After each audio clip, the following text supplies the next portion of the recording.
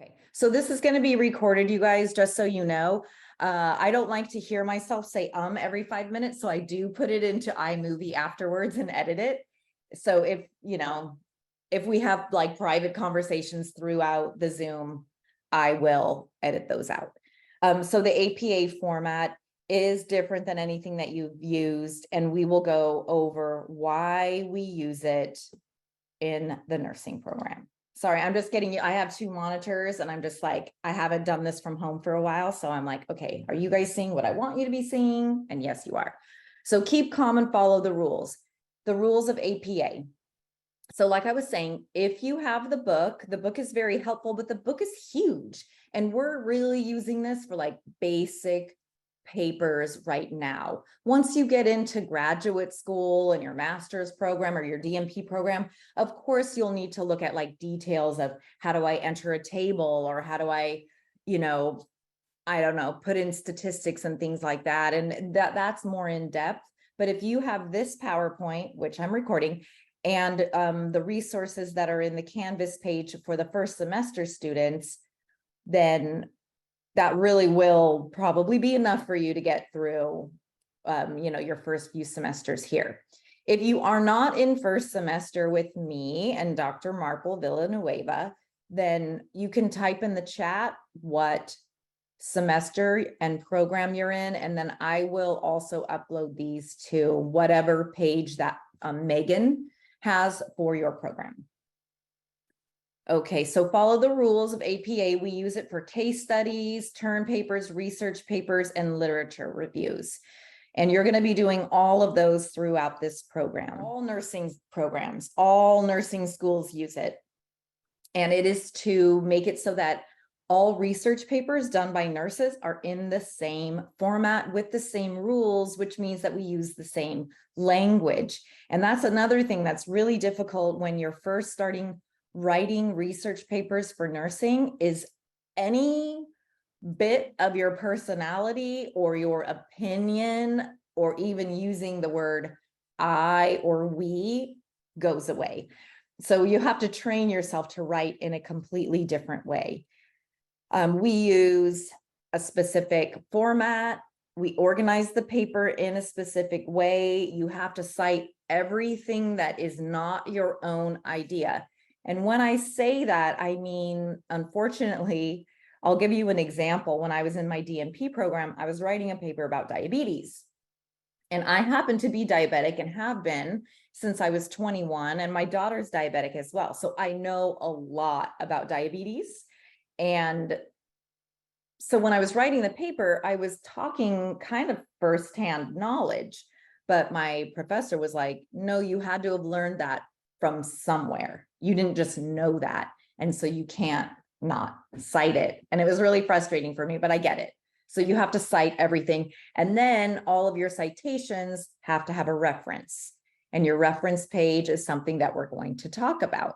Okay, so what's the purpose of APA? So it is consistently used in nursing. It's so that we have a very systematic approach to a paper. And again, if I read Natalie's paper, it is going to read the same way as Jessica and Victoria's. So no one's going to be different. It's all the same headings, paper style, language. Makes it so that we're scientifically credible because we're not using any of our own opinions. And you can cross-reference things because the reference page has all of the articles. This is actually something that you'll learn as you go on in writing research papers, is if you, let's say, I'll just use my own topic that I like, which is compassion, fatigue, and burnout in nursing.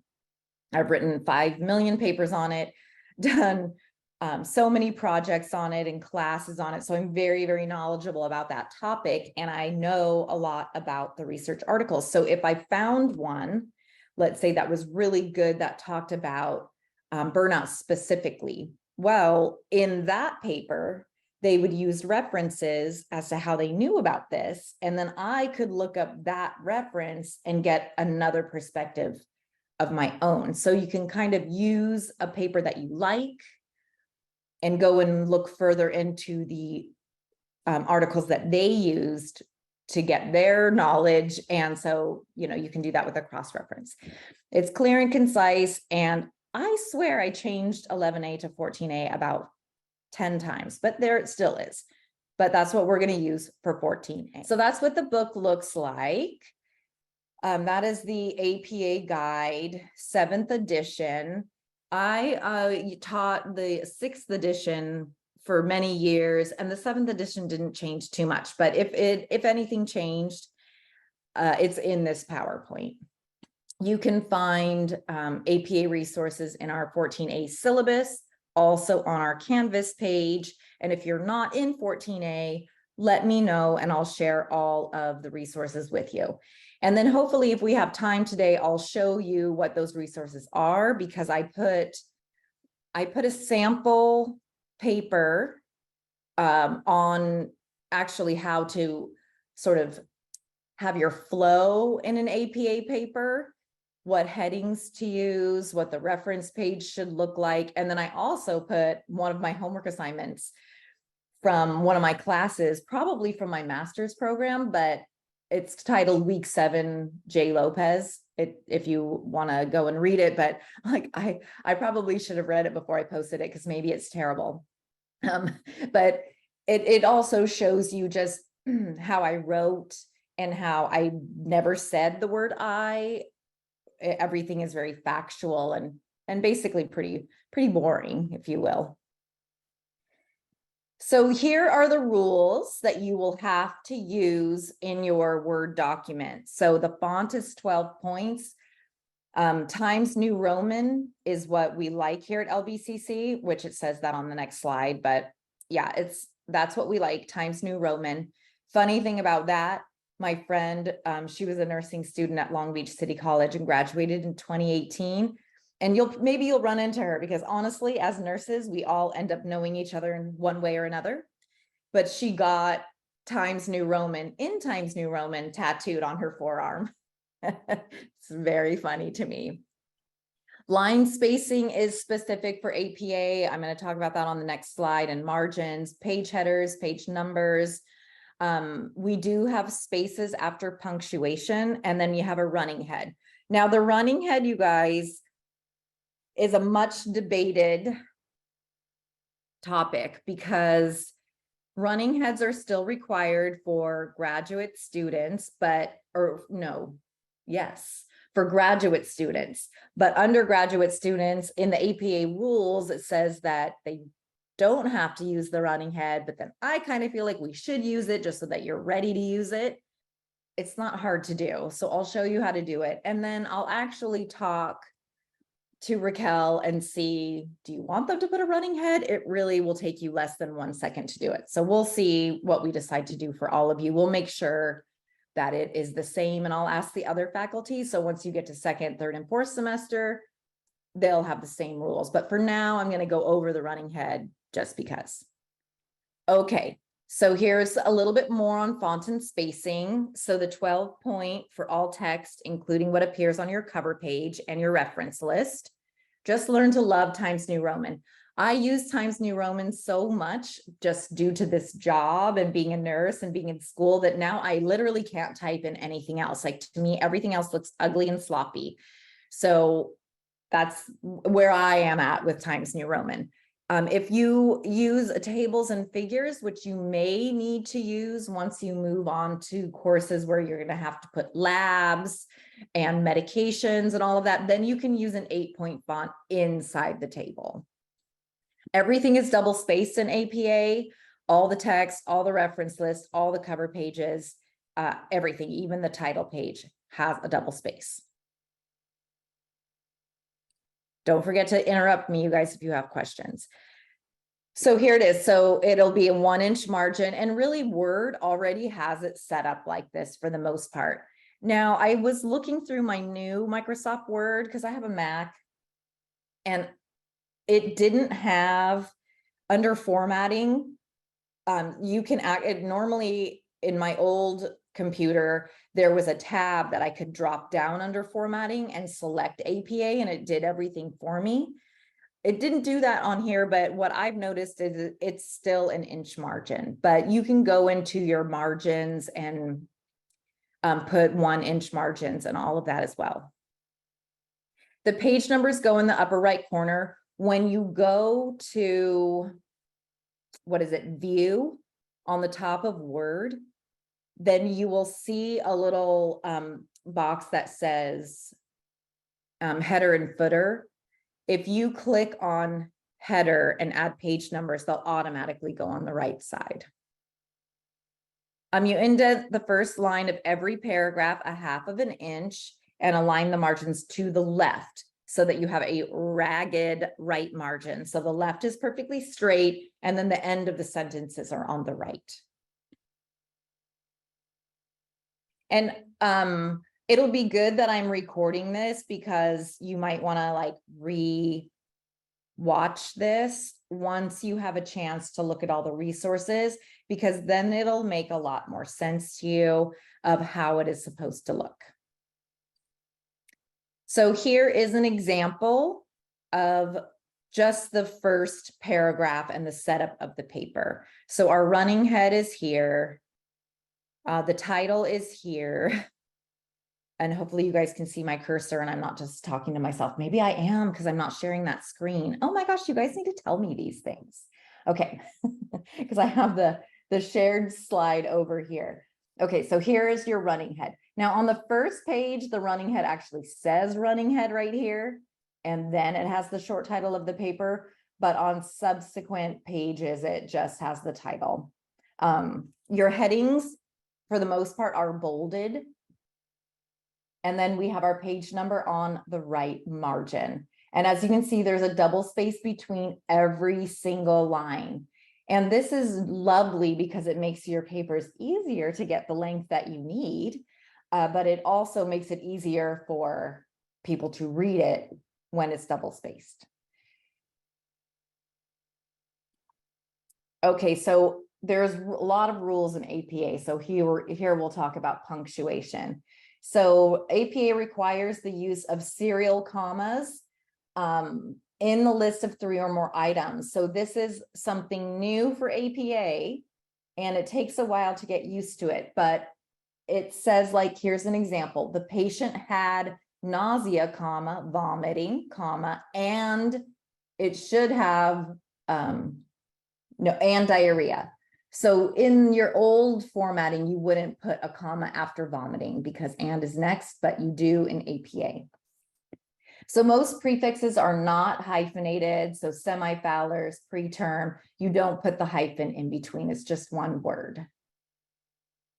And just so you know, your Word document might give you that little grammar squiggly line underneath it for this, but just ignore it because this is the way that APA is supposed to be. Okay, capitalization. This is another one that gets confusing because things are not capitalized and capitalized in weird ways in APA. So you don't capitalize job titles. So you would think that charge nurse would be capitalized, or even disease processes like heart failure or, scoliosis, but they're not. And so that's something that was hard for me to get used to. And still to this day, I'm always like, do I capitalize this or not?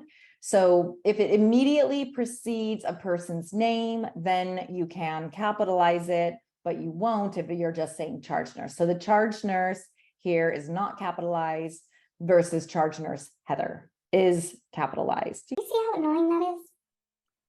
So the vice president of the hospital is not capitalized versus vice president Smith is. So these are just little nuances that you will get the hang of over time, and you can refer to your book or the references and resources that I have provided while you're writing your paper. So boldface and underline, never use underlines you don't use boldface except in your headings and tables and figures. So you know how now, like if you're writing something, you'll put like a bold word to sort of make it stand out, like you really need to pay attention to this word. Well, you don't do that in APA. We use boldface for level 1, 2, 3, and 4 headings, which I have slides that will show you all of these headings. And you might actually want to use it for your infection control paper. In the resources on our Canvas page, I put a sample paper. I think it says it's called APA tips. If you read it, I go over a few tips, and then I have an example of how the infection control paper should look. And so really, I always would get frustrated with students in the past who would have a lot of dings on their APA formatting, because I literally give you exactly what it should look like.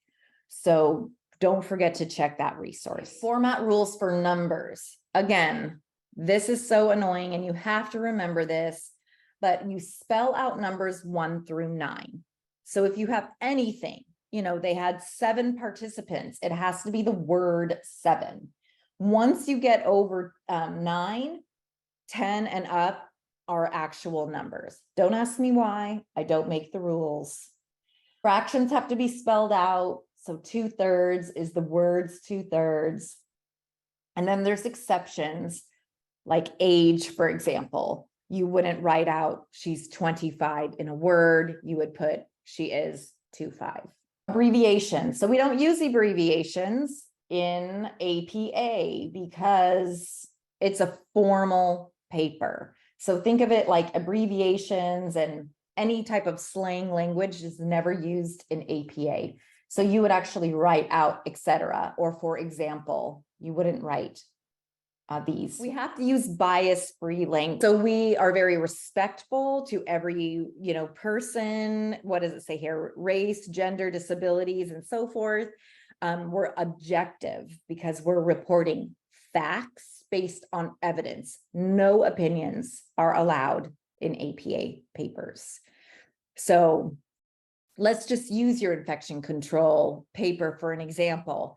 Let's say you're looking at a nursing home and the research article is on hand washing in nursing homes, which I'm sure some of you will find that because there's always papers on that topic, and the spread of infection. So they're auditing like staff members and the staff members aren't washing their hands.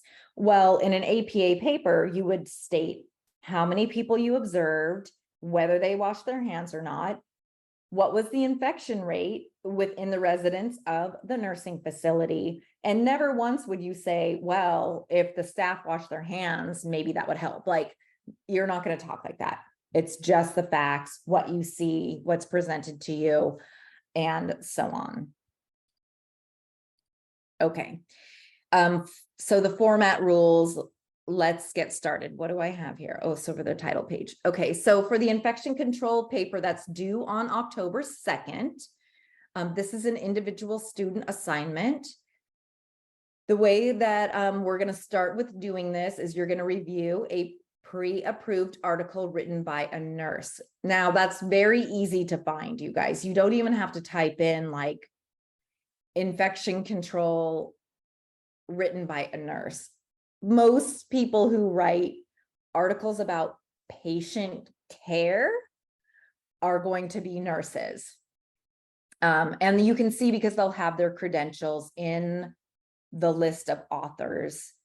And you can start looking for this now. Like I said, you can go to the library. They have all kinds of databases that are free to students and they're amazing. But sometimes, honestly, those can be really overwhelming, whereas Google Scholar is pretty easy. In fact, remind me someone, or I'll write myself a note right here on my hand. Google Scholar. We'll look at it together on Zoom and I'll show you how to sift through rubbish versus non-rubbish. I believe in the rubric, it has guidelines for the article, but it needs to be within 5 years. Otherwise, it's like in the scientific world of research, if it's over 5 years, then it's basically like invalid at this point because there's something new and up and coming that has happened. And then there's a rubric in the syllabus. In my APA tips paper that I put in our Canvas page for you, I speak to this point. The rubric tells you everything that you need to hit. Is what you need to do is look at the rubric, take notes, and format your paper around the rubric. It's very, very dry and scientific, like I said, to write a paper for nursing. But you have to hit all the points because all of the points have a point. So it'll say like, give a summary of the article that you read. So that is a summary in your own words. This article was about a nursing facility and the hand washing rates of staff and the infection rates over the last year. Okay, pretty easy. And then it'll say, talk about the chain of infection. How does it happen? How are you going to teach the community and the patients? How would you teach? You know, it says exactly what you're going to do. Follow that rubric. And let me tell you another thing about that paper. It's only worth 5 points, right? When you've been in other classes, like your papers are worth 80 points, something like that. And so you're probably thinking to yourself, 5 points? I don't even need to try, right? I don't even need to bother. What's 5 points? Well, let me tell you something. In nursing school, 5 points is everything. You want to get those 5 points because your entire grade is based on quizzes alone. And people have failed out of the nursing program by 1 point. And then I'm crying and you're crying and it's horrible. So get those 5 points, because what if you got a 3 on your paper? You would have passed the class. Okay, so just get the 5 points. Okay, off the soapbox and back on to APA. Okay, so the body of the paper, so the paragraphs. These are rules for APA as well. So you have to indent. Okay, you have to indent that 1/2 inch here. Here's your title or your first header right here, and it's bold. For a paragraph to be compliant with APA, it has to have 3 sentences. In the paper that I put into our Canvas page, I actually write a little paragraph about why you need to have 3 sentences and how to structure them so that it keeps your reader engaged. It's almost like you want to keep the reader informed in an organized manner and almost get them excited to read the next paragraph, which is very challenging to do for a scientific paper. But you want them to be like, ooh, what's going to happen next? Like, okay, she said I was going to learn this, and so I'm going to keep reading. And you want it to all flow together. You'll also find when you start reading research articles, there are research articles that are so fabulous, and you are just like, wow, I just really learned a lot from this paper.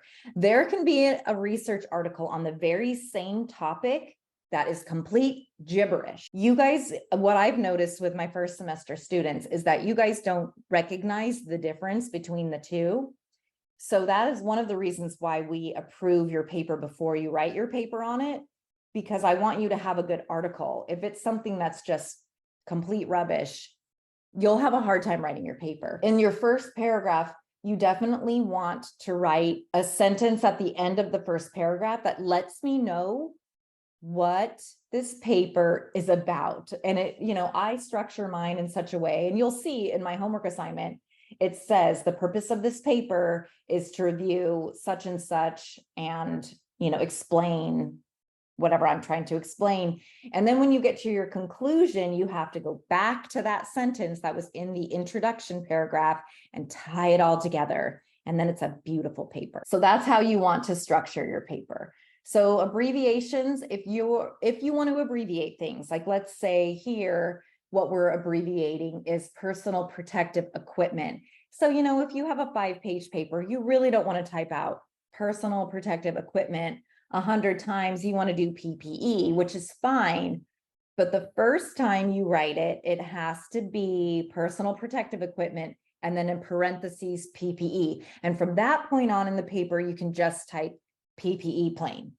And then the reader has already been educated as to what that means, and you're safe to do that from that point on. And so remember that when you're skimming through a paper, if you see an abbreviation like PPE and you're like, what does that mean? Well, go further back into the paper because they would have had to have written it out somewhere, and then you can find it. Okay, so the title page. So it has to have page 1 in the top right corner, and then it has your information. So here is your info in the upper half of the page, double spaced and centered. And then here is kind of all the stuff that you need to have. So it's very formal. you're going to do this for the rest of your life here at Long Beach City College. And you're going to put the name of the instructor who is your clinical instructor. So for example, you guys all have me and Raquel as your instructors in 14A, but half of you are going to go to St. Mary's with me, and half of you are going to go to Lakewood with Raquel. The half of you that go to St. Mary's with me are going to put my name on your paper. And the half that go with Dr. Marples Villanueva are going to put her name on your paper. Here is what it would look like. Your title at the top, your name. Sorry, I shouldn't have used my own name because now that's confusing. Your name. And then, so this is my paper. So your name, the name of the class that you're in, and the college that you're attending, your instructor, and the date that it's due. So that's your title page. Why won't you move forward? Is the different headings. So after the slides are over, we're going to look at Google Scholar together. We'll also pull up some of the examples that I posted for you guys, and I'll show you these different headings. This part, you're going to use level 1 and level 2, because level 1, you're going to put the centered boldface title heading, and then you'll start your paragraph and write, your paragraph there.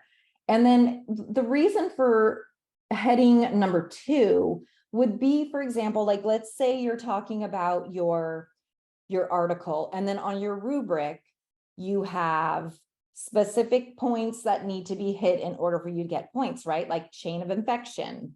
You can use those as headings in your paper so that us as the instructors don't have to search through the paper and be like, where's her population?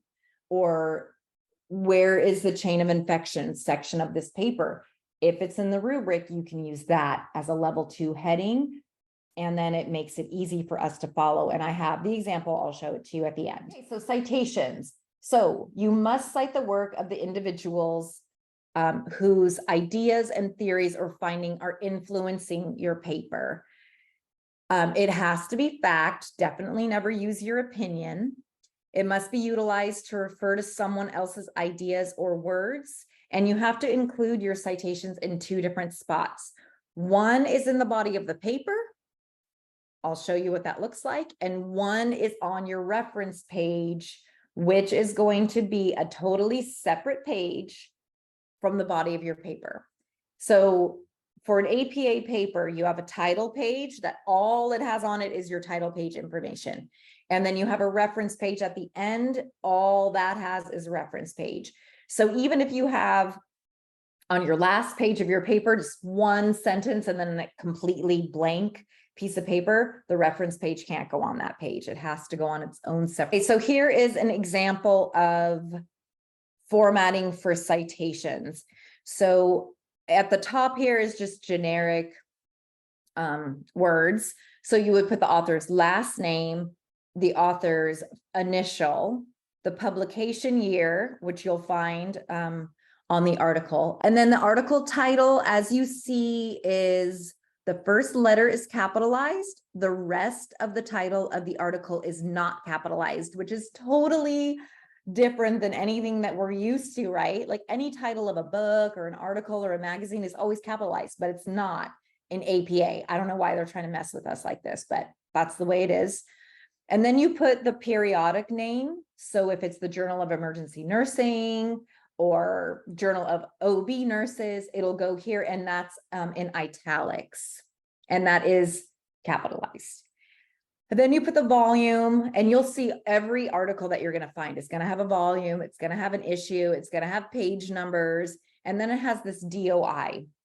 So the DOI is a link that will take you directly to the article. It's very, very handy, and it makes your life very easy, but it also makes it so that whatever reference you put in your paper, I can cut and paste the DOI, put it in my browser, and the paper that you cited should come up, right? So make sure you get that DOI correct. So here is an example. So I'm going to brag about myself for a little bit here. So this is an article that I wrote, a research article that I wrote on burnout and compassion fatigue for my ER nurses when I was the ER educator in Torrance. And so here's my paper, and this is the APA citation. Should you use my paper in your articles? So Lopez J, I wrote it with Ross Bindler and Jillian Lee. And I'm first author. That's like a big deal when you're writing a research article. That's why my name comes first before B. So it's not in alphabetical order. It's written by who's first, second, and third author in the paper. Since it's more than just me, there's me, comma, Bindler, and then Jillian or Ross, and then Jillian Lee, and we use the and sign, not the word and. And then it was published in the year 2022, so that's here. Here is the title of the article, and it's all in lowercase letters, as you can see, except for COVID-19. And then it was published in the Journal of Emergency Nursing, which is italicized. It was, what is this? Volume 48, issue 4, page 366 to 375, and this is the DOI. Yeah, so it's like a little puzzle. You have to look at your article, get all of the information, as you can see. So let's go through what this looks like. So here's the title of the article, right here. Here are all of the authors. Now somewhere, oh, I don't have it. Somewhere down below in this article, it'll have sort of a little like biography of all of the authors of this article, and it'll let you know that we're all, well, I'm a nurse, Jillian's a nurse, and Ross was a pharmacist. He did the stats for me. So, but then at the top, you can see what year it was published, the volume here, the issue here, the page numbers here, and then the DOI. So you just plug all of this into kind of your little template that you can make for yourself for your APA citations. Another cool thing that I wanted to show you guys is if you're on Google Scholar, as you can see right here, this little cite button, and forgive me if you guys are like, oh my gosh, Jamie, we've done this all a million times. If you have, I'm sorry, but I just want to show you little tricks that help. If you click on this cite button, is what pops up is this. And I cut and pasted this from clicking that cite button. So it helps you format. When you click on the cite button, it'll have a drop-down menu as to what format you want that citation to appear in. So it'll have like MLA, APA, and other formats. So you choose APA and it'll come up the way that you're supposed to have it. So that is helpful. Because what this is let's look at these red squares together.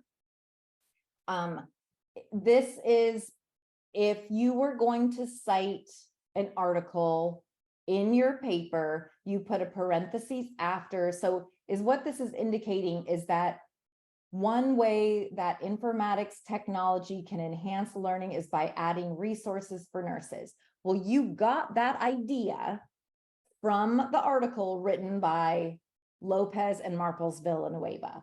Not quoting it, so it wasn't our exact words, but you got the idea from the article that you read, by us. This is all like a made up article, by the way. But so then you would put a parentheses, Lopez and Marples Villanueva. You would do the citation based upon how it was cited in the actual article, like on the article written by me and Ross and Jillian, my name came first, so you would put it that way. Yeah, from us, you're citing that's where you got that idea. Or here it says, according to Lopez and Marples Villanueva, and then in parentheses, you just put the year that the article was written, because we're a part of your sentence. And then you're indicating with the parentheses and the year that you got it from that article that we wrote, because who knows, maybe we have one written in 2021 and 2022. So you can do it that way.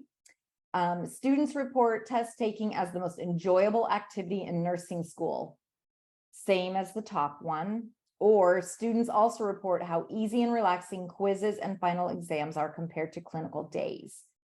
Again, Lopez and Marples Villanueva. So those are how it would look if you were putting it in the body of your paper. If you're going to, sorry, very hard to talk for hours straight. What time is it anyways? Okay.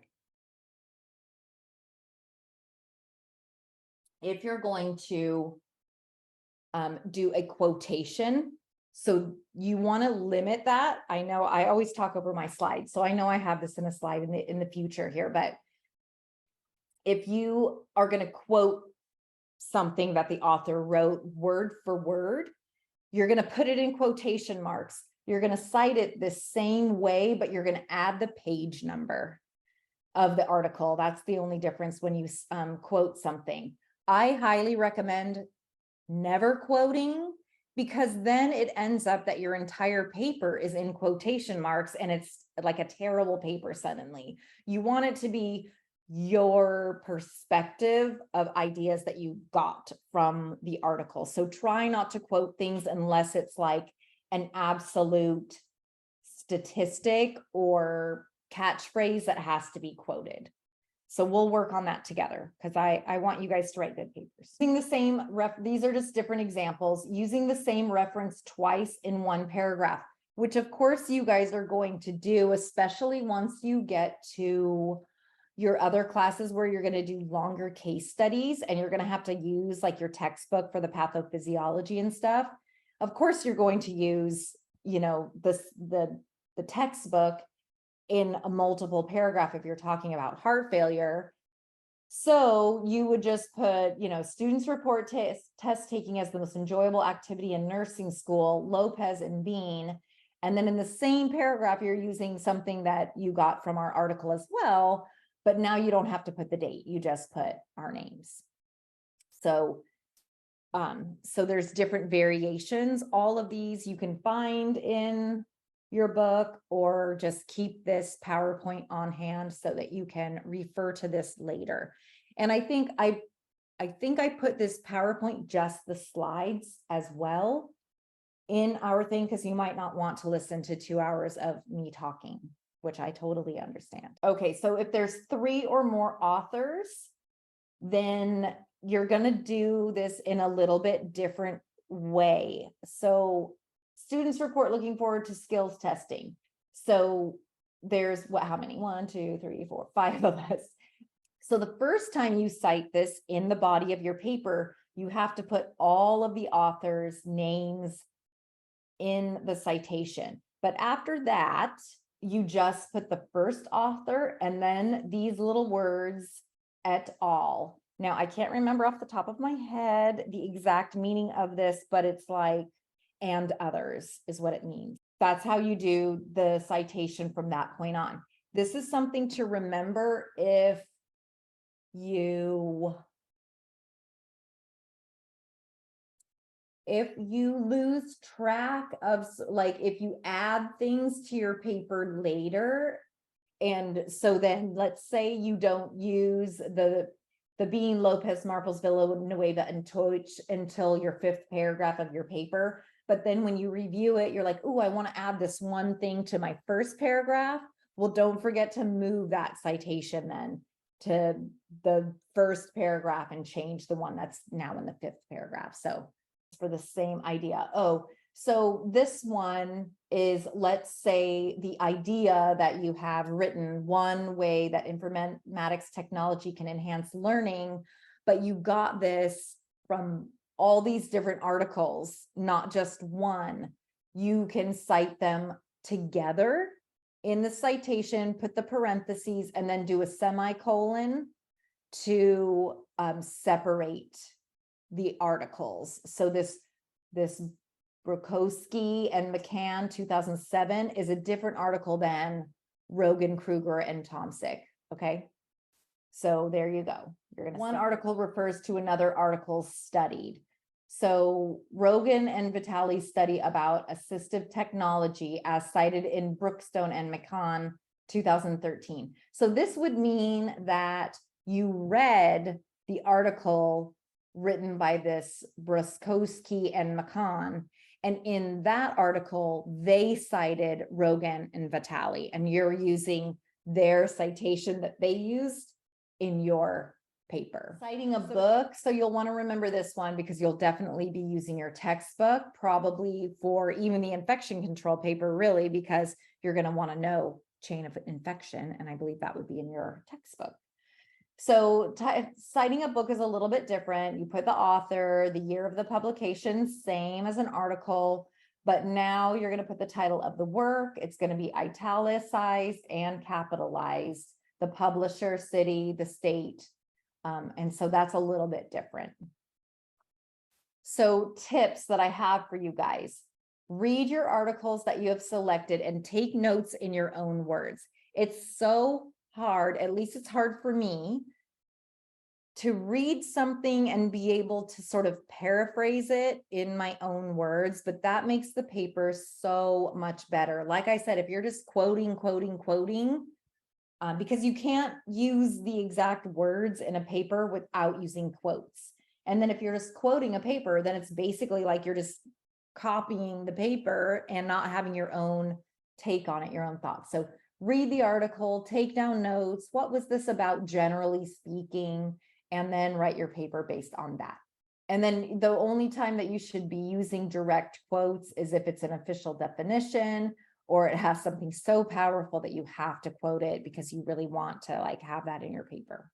So here is what the reference page looks like. Again, it's all by itself. It has a bold references. It's double spaced. And then as you can see on the reference page, the second line of the reference is always indented that 1/2 inch. So this is what all the citations are going to look like. You're going to put them in alphabetical order. Here is the name of, remember I told you it's like weird with the capitalization and italics and everything. So the title of the actual paper doesn't have capitalized words, but then the title of the journal that you got it from does, and it is italicized. So you'll have this to look at when you're writing your paper. Things to remember. So spelling and grammar count. So you guys are moving into nursing school, which you'll be moving into bachelor's degree programs and all of this stuff. You have to have good spelling and grammar. Nowadays on our computers, Google Docs, Word, they will tell you when you have misspelled a word or have like grammar suggestions for you. Yeah, you can use those, but definitely use your own brain because sometimes those things give you funky suggestions. Practice and proofread. You can use the writing center here. Up in the learning center, there also might be nursing school tutors. You'll have to ask Megan about that, but they can read your paper for you before you turn it in. One thing too is when you write a paper in nursing school and using the APA format, you want it to sound formal, and articles have to be within the last 5 years.